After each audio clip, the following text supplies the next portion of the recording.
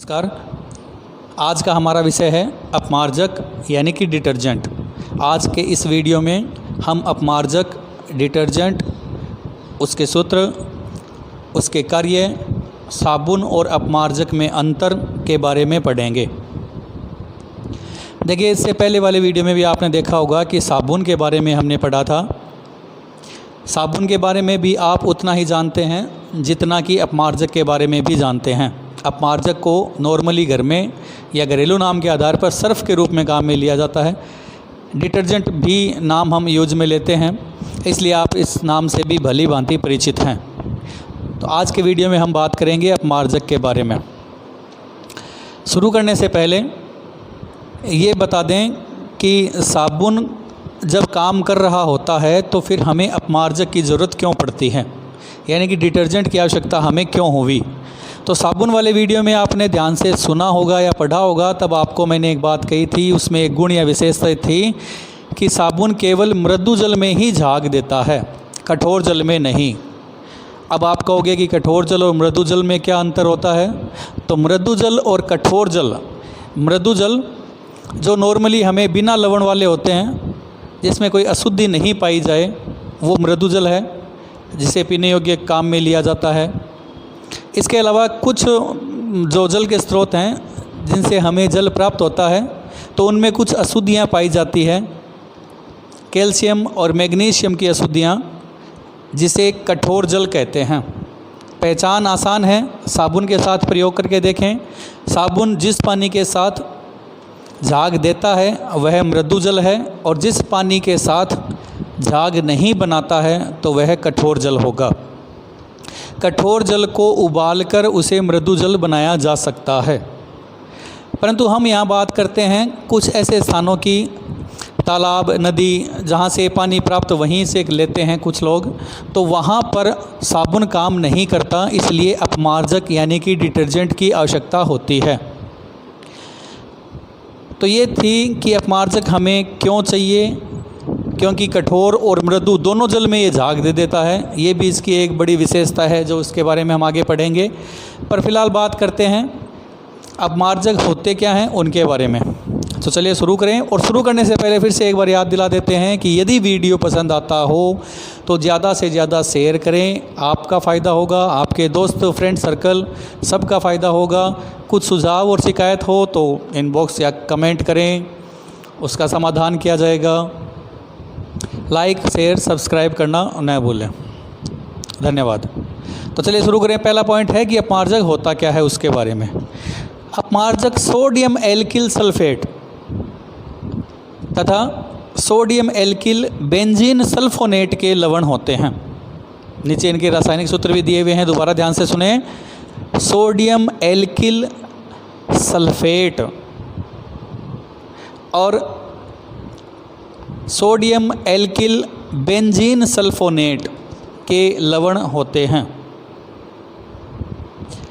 सूत्र है ROSO3Na और RC6H5 यानी कि बेंजीन, तो बेंजिल समूह है, SO3Na यानी कि सोडियम।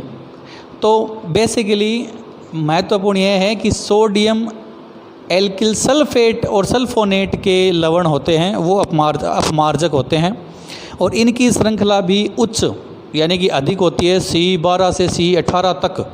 जैसे साबुन की होती है C12 से C18 तक, यानी कार्बन की संख्या 12 से लेकर 18 अणुओं तक होती है।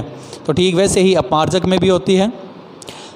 चलिए अब इसके बाद में बात करते हैं अपमार्जक और साबुन में अंतर, क्योंकि अपमार्जक का उपयोग आपको मैंने अभी बता दिया। फिर ध्यान से सुन लें।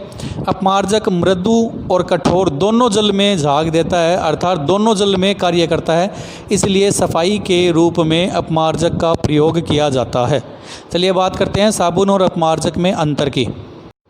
साबुन और अपमार्जक में अंतर के बारे में बात करते हैं तो पहला अंतर होता है कि ये साबुन जो हैं वो उच्च वसीय अम्लों के सोडियम और पोटेशियम लवण होते हैं, जबकि अपमार्जक बेंजीन सल्फोनिक अम्ल के सोडियम लवण होते हैं। या इसके अलावा अपमार्जक एल्कोहल सल्फोनेट वाले सोडियम लवण भी होते हैं। याद रखें, एल्कोहल सल्फोनेट के सोडियम लवण। दूसरा अंतर है, साबुन मृदु जल में ही झाग देता है, जबकि अपमार्जक कठोर और मृदु जल दोनों में झाग देता है। यही इसकी विशेषता है, यही साबुन से अपमार्जक को अलग करती है। इसी कारण साबुन की अपेक्षा अपमार्जक का उपयोग ज़्यादा किया जाता है, क्योंकि यह कठोर और मृदु जल दोनों में झाग देता है, यानी दोनों में क्रिया करता है, दोनों में सफाई करता है। तीसरा अंतर है, साबुन को वनस्पति तेल जैसे कि पोमेटिक, ओलिक, स्टेरिक, इसके अलावा जंतु वसा यानी जांतव तेल से भी बनाया जा सकता है, जबकि अपमार्जक को कोयले तथा पेट्रोलियम के हाइड्रोकार्बन से बनाया जाता है। चौथा अंतर, साबुन जल प्रदूषण नहीं फैलाता, अर्थात साबुन जल प्रदूषण नहीं करता, जबकि अपमार्जक जल प्रदूषण करता है। कारण भी है, वो है 5वां पॉइंट, क्योंकि साबुन के अपशिष्ट नहीं होते इसलिए वह जल प्रदूषण नहीं फैलाता, जबकि अपमार्जक के अपशिष्ट पदार्थ होते हैं जो जल प्रदूषण फैलाने का कारण बनते हैं या जल प्रदूषण फैलाते हैं। तो ये थे साबुन और अपमार्जक में अंतर। इस वीडियो में आपने अपमार्जक के बारे में, उसके उपयोग, अपमार्जक क्या होता है उसके बारे में, और अपमार्जक और साबुन में अंतर पढ़ा है, समझा है। उम्मीद करते हैं समझ में आया होगा। नहीं आए तो पूछें, बेझिझक बिना संकोच के पूछ सकते हैं, कमेंट में लिख सकते हैं, और ज़्यादा से ज़्यादा शेयर करें ताकि आपका फ़ायदा भी हो और औरों का भी हो।